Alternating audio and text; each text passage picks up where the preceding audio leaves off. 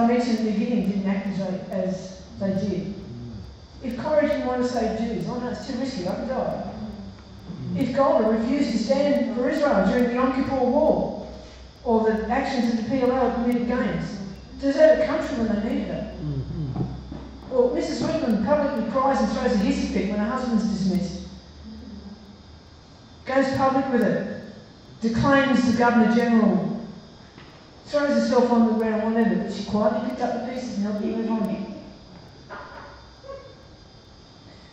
Are we princesses or queens? Princess. Well, Mordecai's reminder to Esther as to who she really was prompts her courageous response. He reminds her, who knows? Who knows? Whether you're not come to royal estate for such a time as this.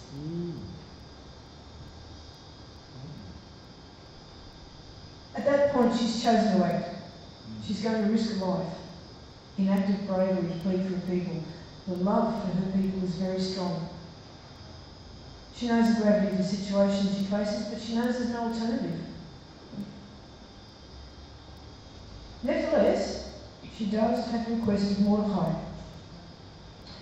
And we read here, go gather together all the Jews that are present in Shushan, and fast you for me, and neither eat nor drink 3 days, night and day. I also and my maidens will fast in like manner, and so will I go in unto the king, which is not according to the decree, and if I perish, I perish.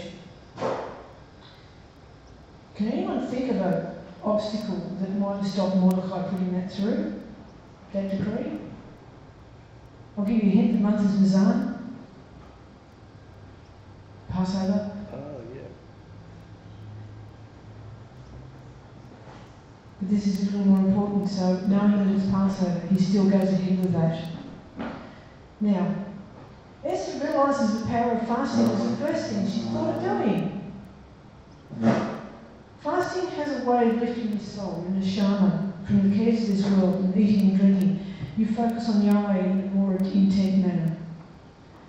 Her prayers for her people and her mission take on a greater kavana, intent.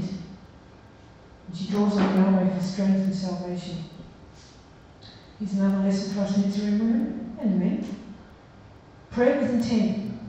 Ladies, we have a unique connection with Yahweh that man doesn't have. How easy for us to come into the presence.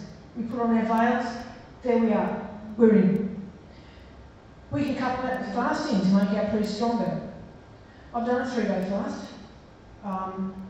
Rich and I were in a position in Queensland where we had to make a decision to leave because neither of us were getting work and things were closing in on us. Yet we only settled in school up there.